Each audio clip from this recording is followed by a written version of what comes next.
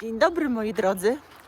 Dzisiaj zgodnie z obietnicą wybieramy się z Dolarkiem do lasu, żeby nazbierać glistnika. Kolejną już porcję, bo już gliceryt, to znaczy ekstrakt solankowy, jest sok wyciśnięty, a teraz będziemy do kremów. A teraz będziemy dodatkowo sok wyciskać, żeby zrobić krople Hareckiego do oczu. Krople, które są w stanie pomóc nam w wielu dolegliwościach z naszymi oczami związanych, o tym jeszcze powiem. Natomiast co jest ważne, że ten przepis, który ja Wam podam, jest chyba jedynym w internecie sposobem potwierdzonym przez Aleksandra Hareckiego. Dlatego, że ja do niego napisałam. Tam jest jedna wątpliwość, gdzie zakrada się notorycznie błąd, jak ja parę filmów oglądnęłam, czy parę postów przeczytałam odnośnie robienia kropli Hareckiego, mianowicie proporcje soku i miodu. Ale to ja Wam wszystko powiem i też pokażę Wam screen z tego, jak mi Aleksander Harecki potwierdził, że tak właśnie, a nie inaczej ma to być. Więc to jest z pierwszej ręki, z pewnego źródła i zapraszam Was, żebyście zrobili sobie ze mną razem te krople, bo one są naprawdę fantastyczne, ale póki co jesteśmy z Dolarkiem w lesie i idziemy trochę głębiej, bo wiecie, że ja zioła pozyskuję z takich czystych terenów. Pamiętajcie, nie zbierajcie tego glistnika gdzieś przy drogach. Jak macie ogródek, to może tak, zwłaszcza taki osłonięty od drogi, ale przy drogach nie, bo zioła, szczególnie glistnik, kumulują te wszystkie niekorzystne substancje i nie jest to dobre, zwłaszcza w przypadku tak delikatnego organu, jakim są nasze oczy. Więc my idziemy w głąb lasu po glistnik, zaraz Wam pokażę, jak go zerwiemy, z jakiego stanowiska. No i wracamy do domu i będziemy zabierać się do roboty. No, to zapraszam na film.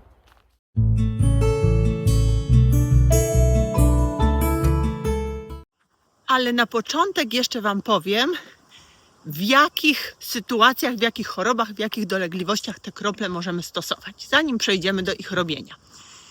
W glistniku jest zawarta substancja o nazwie helidonina. Zresztą mówiłam Wam już parokrotnie, że te związki w roślinach odpowiadają na przykład im nazwom, często nazwą łacińską, dlatego, że glistnik po łacinie to jest Helidonium majus, czyli helidonina, tak jak w tarczycy bajkalskiej jest balkalina i tak dalej, i tak dalej.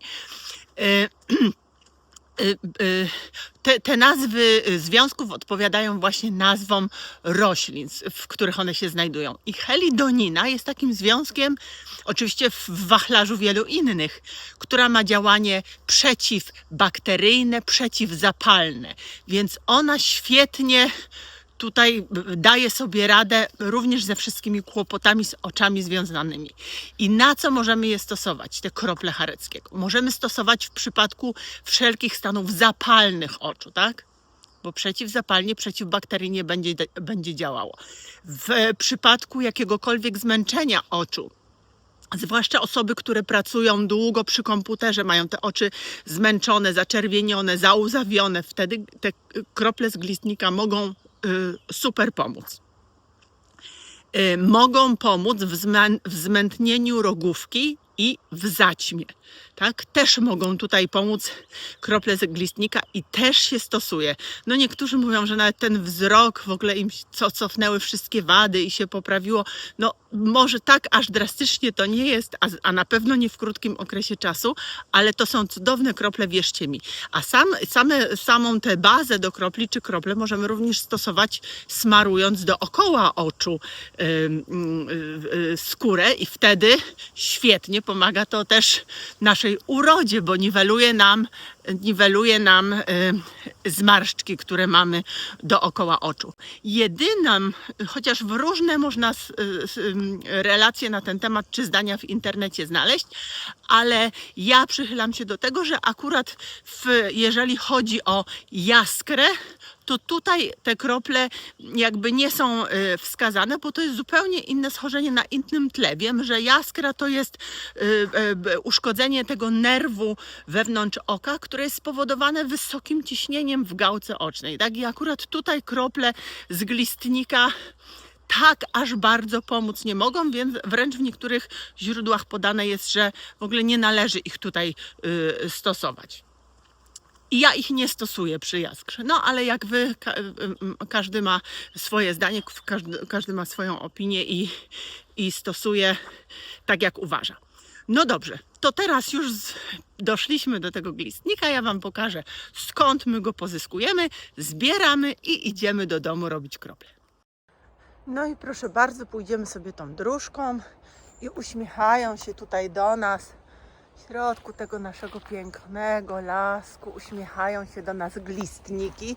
To nie jest tak, że jak na przykład w rowach czy na ogródkach macie czasami zatrzęsienie jeden przy drugim i kosą można go kosić. Nie, my musimy sobie trochę przejść, żeby to nazbierać i tutaj uszczypniemy i tu uszczypniemy, ale zobaczcie, jaki on jest piękny.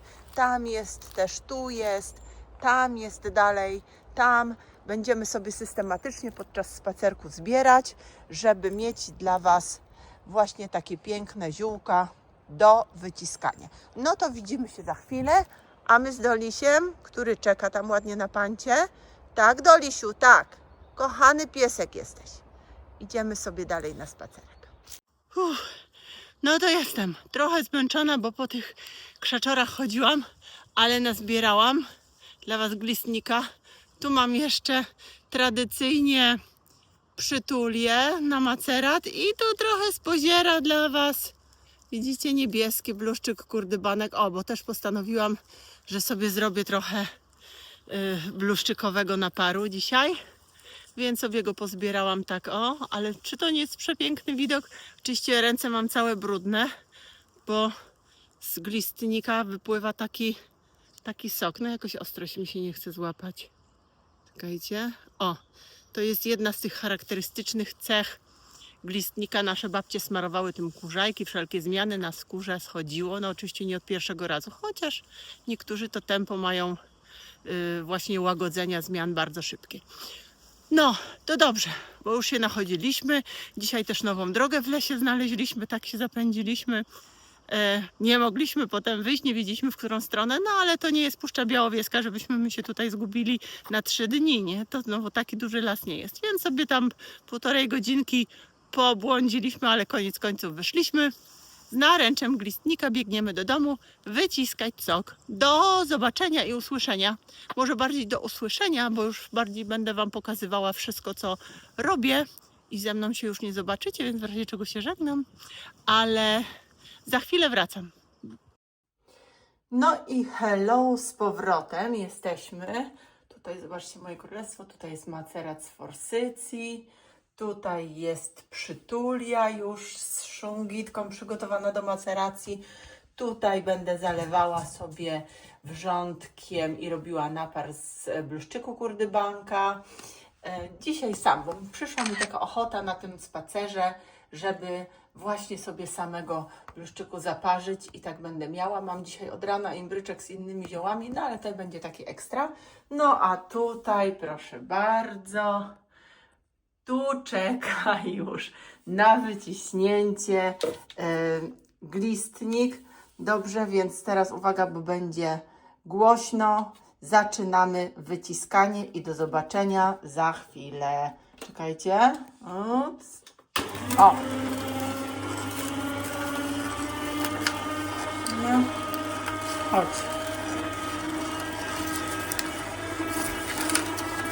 O.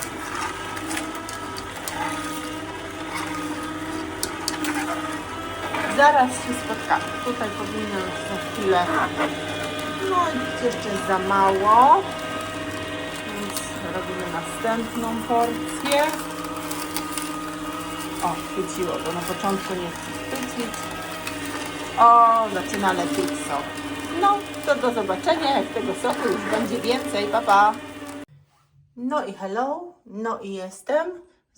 Zobaczcie, jakie to było naręcze tego glistnika. Myślałam, że mi wyjdzie trochę więcej tego soku. No, a wyszło tyle. To nic. I nie komentujcie, proszę, że nie jest wypucowany na glans ten pojemniczek, bo on jest czysty, wyciągnięty właśnie od zmycia, ale no ale nie jest taki wypucowany, no bo on już jest też ze starości taki sfatygowany trochę, więc błagam Was, nie komentujcie. A tutaj, o, mamy tyle tego soku i teraz musimy sok odstawić na 5-6 godzin, żeby on się odstał. Bo to jest pierwszy błąd, który ja widzę na niektórych filmikach. Jeden obejrzałam taki, że pani cały czas ten sok mieszała. Tutaj go mieszała, niby pozwoliła mu odstać, ale potem czemu miało służyć to odstanie, skoro cały sok potem wlała do garnka i przetwarzała go dalej. Tu chodzi o to, żeby te wszystkie drobinki, bo to trzeba przecedzić jeszcze przez gazę, żeby był sam sok, nie było tych drobinek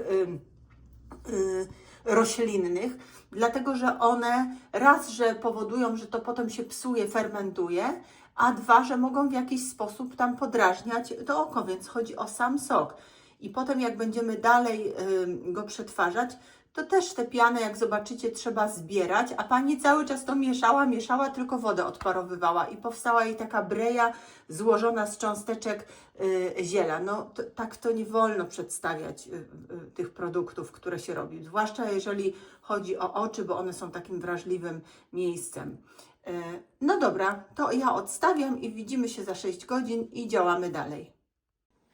No i teraz po paru godzinach, kochani, mamy ten odstały sok. On trochę, widzicie, usiadł tutaj, bo ta pianka jest mniejsza. Mamy zlewkę, mamy gazę i ja to teraz będę przez tę gazę, teraz Wam to wszystko pokażę, przecedzać. No właśnie, tak jak mówiłam, nie mieszamy tego i nie wkładamy potem do podgrzewania z miodem, z tymi wszystkimi drobinkami roślinnymi, tylko chodzi nam o sam sok, żeby w żaden sposób to też nie podrażniało nam oczu. I uwaga, o, przelatuje sok, ups, dajcie, o, i tutaj nam spada na dole. No to sobie tak potrzymam może. Aha, a kto mi teraz będzie lał? No widzicie, jak ja nie mam fajnie. Muszę się zaopatrzyć w jakiś sprzęt. No w każdym razie będę teraz tak przez te gazę przecedzać. 2 razy przecedzę. I jak się za chwilę spotkamy, to zobaczycie już, jak wygląda ten sok, który jest potrzebny do dalszej obróbki. No zobaczcie, moi drodzy. Może to nie jest ładny widok, ale też chciałam Wam pokazać to, co zostaje właśnie na tej gazie. Tego my nie możemy mieć w kroplach. To są resztki tej rośliny, resztki glistnika, które musimy po prostu wyrzucić. Musimy otrzymać sam sok. O, i teraz słuchajcie, ja nawet przelałam 3 razy. To jest trzecie, już końcówka. Tu jest troszeczkę mniej tego zostało, ale widzicie, jeszcze zastopowało, bo jeszcze coś tam było, jakieś resztki takie roślinne. Więc to powoli schodzi, ja jeszcze chwilę podczekam i będziemy mieli ten sok, już tylko, który będziemy dalej przerabiać, tak? No i dobrze, i teraz mamy sok, który musimy zważyć. Ja mam tutaj taką drugą pustą tą zdewkę, będzie mi łatwiej. Sobie tutaj teraz muszę starować, żeby było, ona jest bardzo wrażliwa, ale to nie chodzi tam o 1/10 grama. Dobra, starowałam i teraz kładę sok z glistnika i ile go mamy? 188,6 grama. No powiedzmy 188, 190, no. 190, no bo to też nie chodzi o 0,1 grama, 190 i teraz musimy mieć tyle samo miodu. I teraz to nie jest tak, jak czyta się w różnych przepisach. Miód i glistnik w równym stosunku albo w równych proporcjach, stosunku 1:1. I nikt tam po tym przepisem nie zapyta, w jakim stosunku 1:1? Stosunku wagowym, stosunku objętościowym, pół zlewki do pół zlewki, na przykład 200 ml do 200 ml i widzę, jak tam pakują. 200 ml na przykład tutaj soku, to wlewają 200 ml miodu. Albo pół szklanki soku mają, to pół szklanki miodu. Nie. Tu Wam korespondencję z Aleksandrem Chareckim też zamieszczę. On wyraźnie mi napisał, że muszą to być proporcje wagowe. Czyli jeżeli mamy 190 ml soku z glistnika, no 188, tak, to musimy mieć tyle samo, no zróbmy to 188, żeby już być takim dokładnym, to musimy mieć tyle samo gramaturowo, tak? 188 gramów miodu musimy wziąć. Nie pół szklanki na pół szklanki, nie 3 łyżki na 3 łyżki, tylko musimy to wziąć w proporcjach wagowych, równe proporcje wagowe. No, to zabieram się do tego, żeby tyle miodu odmierzyć. Będę odmierzała miód. Oczywiście potem trzeba to wszystko wyskrobać, żeby nic nie zostało na ściankach. Jaki miód? Ja tutaj mam taki lipowy od naszej pani Cycylki, która jest też na kanale Toci Ziółko, jedną z naszych widzek w naszej Toci Ziółkowej rodzince i przesyła mi różne pyszne, zdrowe miodki, które sami robią. To jest akurat lipowy. Łatwiej by było taki płynny miód. Miałam akacjowy, on był płynny, a ten został mi taki, ale to nie szkodzi. Ten miód oczywiście też może być i jest super. Ważne, żeby ten miód był delikatny, żebyście żadnego spadziowego, gryczanego raczej nie stosowali, bo on ma być jak najbardziej delikatny też dla oczu, czyli na przykład właśnie lipowy, akacjowy, malinowy, faceliowy, te wszystkie miody będą jak najbardziej dobre. No to teraz odmierzamy 188, zgasło, trzeba na nowo, ale jest ok, nawet możemy zrobić tak. I 188 gramów miodu Katarzyna odmierza. No i bardzo proszę, tutaj mam moją ukochaną miodową łyżeczką, drewnianą, lepiej żeby miód drewnianym jednak nakładać, bo miód nie lubi kontaktu z metalem. Zrobiłam trochę więcej, 192, bo te 4 gramy stwierdziłam, że zostanie trochę na ściankach po wyłożeniu, więc mimo, że postaram się bardzo dokładnie to zrobić, ale jak mówię, to nie muszą być takie aptekarskie, aż dokładne ilości. Na pewno będzie dobrze, bo jest w miarę przy tych 180 gramach czy 190 gramach na pewno jest, to są właściwe proporcje. Także teraz co musimy zrobić? W garnuszku pomieszać ten sok z glistnika z miodem, który właśnie odmierzyliśmy. No to zabieramy się do dzieła. No i teraz, moi drodzy, mamy tutaj miód, tak? Trzeba go dokładnie pomieszać. Ja za chwilę go pomieszam, zanim dodam ostatni składnik, jakim jest sól. To będę za chwilę to robiła. Natomiast musimy to teraz podgrzewać. I jeżeli macie jakieś wątpliwości, że nie macie dobrej ręki, żeby tego nie przegrzać, po prostu nie przegotować, to róbcie to w kąpieli wodnej, bo wtedy ta temperatura będzie taka stabilna, nie będzie przekraczała 90 stopni. Ale ja mam doświadczenie już pewne, ja sobie na 2 tutaj to będę, no trzeba to przy tym stale być przez te 20 minut i ładnie tutaj to wszystko kontrolować.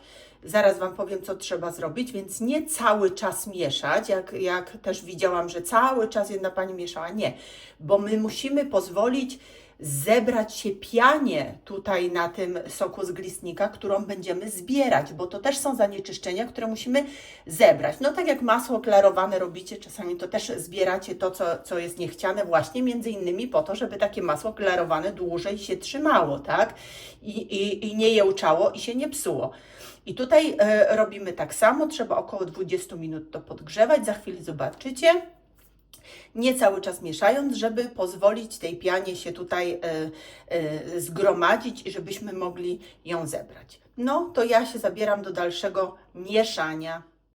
No dobrze, i teraz ostatnim składnikiem jest sól, której musimy dodać około 2%, 1,5 do 2%. Najlepiej oczywiście drobno zmielona nasza kłodawska sól, możemy taką wsypać. Czyli jeżeli, zobaczcie, czyli jeżeli my mamy 188, to jest 376, 2% to jest 7,5, czyli 7,5 grama tej soli ja tutaj wsypuję z tego oto kieliszka, odmierzone i teraz będę mieszać. Żeby to wszystko jeszcze, o widzicie, już zaczyna zbierać się pianka. Ja to sobie na jedyneczkę jeszcze zrobię. Tę piankę będziemy musieli zbierać właśnie. To podgrzewanie ma na celu też odparowanie trochę wody, żeby koncentrant był silniejszy, ale przede wszystkim zebranie tych zanieczyszczeń. Jeśli chodzi o miód, to jeszcze raz Wam powtarzam, to nie jest, jak ja widzę w przepisach, 15 ml soku, 15 ml, czy tam 50 ml soku, 50 ml miodu. Nie. Mililitry, zwłaszcza w takich zlewkach, to jest zupełnie inny ciężar ma sok i zupełnie inny ciężar ma miód. To musi być, powtarzam Wam, gramatura, w sensie wagowo musimy to, a nie objętościowo. Wagowo, tak? Tak jak wagowo też dodajemy te 2% soli. No i mieszamy. Miód, jak powtarzam, taki delikatny, może być też wielokwiatowy, bo o tym chyba nie wspomniałam. Musimy to wszystko rozmieszać, a jak już rozmieszam, to daję temu się uspokoić, żeby tę piankę, która się utworzy, można było zebrać, bo ja tam widziałam w jakimś przepisie intensywnie mieszamy. No jak pomieszamy intensywnie, to wszystko znowu się nam tutaj razem zmiesza. A chodzi o to, jeszcze raz mówię, żeby zebrać tę pianę, która się tutaj będzie tworzyła. No to do zobaczenia za chwilę. O, bo jeszcze tylko wrócę, bo jeszcze Wam chciałam pokazać, bo tak jeszcze przed zebraniem piany tak postanowiłam intensywnie przemieszać w te i z powrotem. I zobaczcie, jeżeli tak intensywnie przemieszam, to tutaj nie mamy żadnej piany, mamy klarowność. A nie o to chodzi, żeby on był klarowny. Chodzi o to, żeby ta piana nam się utworzyła. No, to teraz już do zobaczenia za chwilę. Pokażę Wam, jak tę pianę zbieram. Spójrzcie, jaka się utwarza pianka, tak? I my to wszystko musimy po prostu wziąć. Mam tutaj taką. I pozbierać. Ja to wszystko będę zbierała do tego, żeby tego wszystkiego się tutaj pozbyć. To wszystko trzeba zebrać i wyrzucić. I jeszcze ja uprzedzam komentarze takie, jak widziałam pod niektórymi postami czy filmami. Po co ten miód podgrzewać, jak wiadomo, że jak podgrzewamy miód, to on traci swoje właściwości.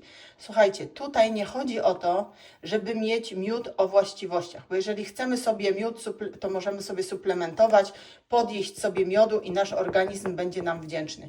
Tutaj ten miód ma, po pierwsze, zadanie konserwujące, bo wiemy, że cukier konserwuje, podobnie jak sól zresztą konserwuje, sól również nawilża, ale sól również konserwuje, więc do tego jest miód nam potrzebny, a poza tym ten miód, jak wyczytałam, ma również takie działanie, że właśnie przy podgrzewaniu, w procesach biochemicznych, reagując z sokiem z glistnika, powoduje, że te wszystkie jeszcze szkodliwe, bardzo takie toksyczne czy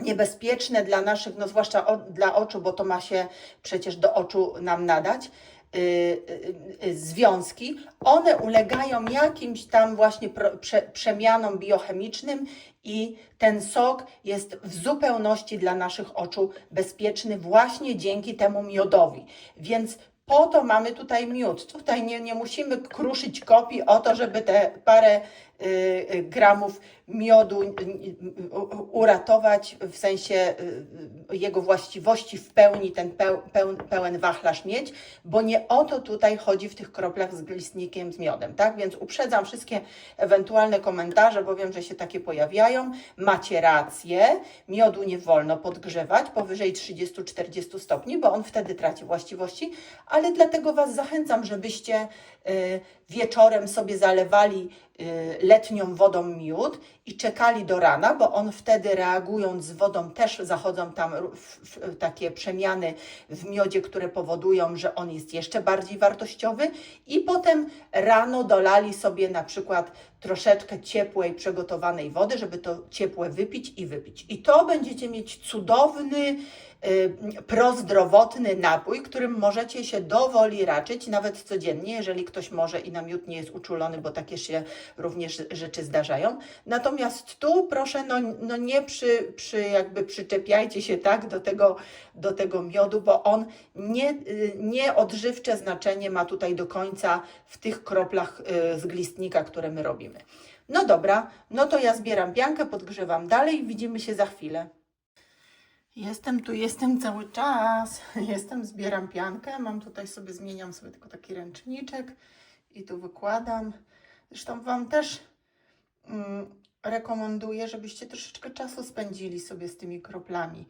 Popatrzyli na nie, przekazali im też dobrą energię, a nie zostawili, żebyście nie przeoczyli tego momentu, żeby one Wam się nie zagotowały. One mają być gorące, ale one się nie mają zagotować, tak? Także takie gorące, ale nie mają się zagotować. Zbieracie sobie tę piankę i opowiadacie glistnikowi, jak to się super cieszycie, że będziecie mieć takie cudne kropelki, które uratują nie tylko Wasz wzrok, ale też wzrok Waszych bliskich. Aha, jedną ręką to się słabo robi. Ale tak po kolei, pomalutku, to wszystko trzeba zebrać. Dajcie sobie 20 minut, pół godziny, żeby to wszystko, żeby się z tym wszystkim tutaj uporać. No to do zobaczenia za chwilę. No i proszę, w pewnym momencie mamy już ten sok, ładnie taki odparowany trochę, już nie robi się na nim żadna pianka. Zebraliśmy wszystko, co było potrzebne. No i teraz możemy go przelać do buteleczek. No i teraz co? No i teraz sobie bierzemy buteleczkę wyparzoną. Tu jeszcze kropelki wody są, ale to nie szkodzi, bo przecież w tym też jest woda. Tutaj była woda wyparzona butelka, więc to nic się nie stanie. Lejek. No i przelewamy do butelki. Tak? Zrobię to poza kamerą, bo gdyby miało mi się to przewrócić, to by była nieodżałowana strata. Więc przelewamy wszystko do buteleczki. No i kochani, zobaczcie, wyszło mi sporo, bo wyszło mi 250 ml, to się kończy, tego koncentratu, to jest taka 250 ml butelka, a tu jeszcze w garneczku co nieco mam, więc wiecie, co ja zrobię? Zrobię od razu krople, które będę używać, bo już dawno nie używałam i mnie to bardzo kusi, więc zrobię sobie za chwilę kropelki. No i tutaj mam ten koncentrat opisany 2025. Dlaczego? Dlatego, że taki koncentrat można przechowywać nawet podobno do 5 lat. U mnie nigdy 5 lat nie stoi, więc dlatego tak powiem, nie mogę tego potwierdzić. Natomiast zawsze wpisuję daty, więc ta data jest wpisana również. Ale uwaga, ten koncentrat to nie są krople do oczu. To jest koncentrat, z których my te krople do oczu robimy. W jaki sposób? W bardzo prosty. Musimy połączyć je z wodą zdestylowaną albo demineralizowaną w proporcji 1:1, już objętościowo. Czyli na przykład tu będę miała taką buteleczkę. Ta buteleczka jest po kropelkach, notabene z zakraplaczem takim ładnym, po kropelkach, które kupiłam z brodziuszki wiechowatej. Polecam Wam serdecznie, bo brodziuszka wiechowata to jest adaptogen, ale ona ma bardzo silne i potwierdzone badania w kierunku swojego działania przeciwwirusowego, między innymi przeciw wirusowi opryszczki. I ja opryszczki nie mam, co prawda, ale tak sobie wypróbowałam, jak w ogóle działa na organizm i super się czuję. Zużyłam te kropelki z brodziuszki, ten ekstrakt z brodziuszki, no sama go nie zrobię, no bo brodziuszka jest adaptogenem nie hoduje jej się chyba, przynajmniej ja jej nie hoduję, więc wolałam kupić. Pamiętajcie tylko, że adaptogeny polecam Wam takie wyciągi alkoholowe i współczynnik ekstrakcji musi być koniecznie 1:1, tak? Bo to jest ważne. No nic, kropelki się skończyły, wykorzystam to, czyli tutaj mieszam właśnie krople do ocza ten koncentrat z glistnika z wodą destylowaną w stosunku 1:1, czyli pół buteleczki kropli, pół buteleczki wody. Jeżeli chcemy zrobić krople dla dzieci, to rozcieńczenie musi być większe, czyli w proporcji 1:2. Jedna część koncentratu z glistnika i 2 części wody destylowanej, albo nawet 3 części wody destylowanej, tak? I wtedy mamy gotowe krople. I tych rozpuszczonych czy zmieszanych z wodą już tak długo przechowywać nie możemy. To bierzmy sobie małymi porcjami z koncentratu, mieszajmy z wodą i stosujmy na bieżąco. Podobno nie musi ten koncentrat stać w lodówce. Ja go w lodówce trzymam, bo dla mnie to jest zawsze pewniejsze środowisko, jeśli chodzi o trwałość i o rozwój ewentualnie tam bakterii. Natomiast krople oczywiście zrobione już, zmieszane z wodą, też będą w lodówce stały. To co? To zabieram się za robienie kropel. No i bardzo proszę, jest koncentrat, są krople do oczu, które będę stosować. Gdzie jesteście? Tutaj. Wkładam to zaraz wszystko do lodówki. Tylko pamiętajcie proszę, że wkraplamy 2 razy dziennie 1 do 2 kropel w każdy oczodół, tak? Nie od razu nie wiadomo znowu ile. 1-2 krople 2 razy dziennie. I na początku przez paręnaście sekund może Was oko piec. To jest normalne zjawisko. To oko może Was piec, więc na to bądźcie przygotowani. Ale no potem tylko samo dobro z takich kropelek własnoręcznie zrobionych Was czeka. No. Ja już jestem po aplikacji kropel. Trochę się spłakałam, bo troszeczkę szczypie, ale starajcie się też nie pocierać, nie zamykać oczu, żeby to Wam nie wypłynęło gdzieś z oczodołu, tylko może zamknąć, ale tak rozluźnić oko, żeby gdzieś tam penetrowała ta substancja w Wasze oko. No i co? No i przeżyłam. Mam nadzieję, że Wy sobie też takie krople zrobicie. Mam nadzieję, że będą Wam służyły. Tylko pamiętajcie, z czystych terenów zbierzcie glistnika i tak według przepisu, krok po kroczku, a na pewno będzie tylko z tego samo dobro. No, to dziękuję Wam serdecznie. Mam nadzieję, że film się podobał. Gdybyście mieli jakieś wątpliwości, to piszcie w komentarzach. A ja życzę Wam dużo zdrowia. Trzymajcie się ciepło. Pa!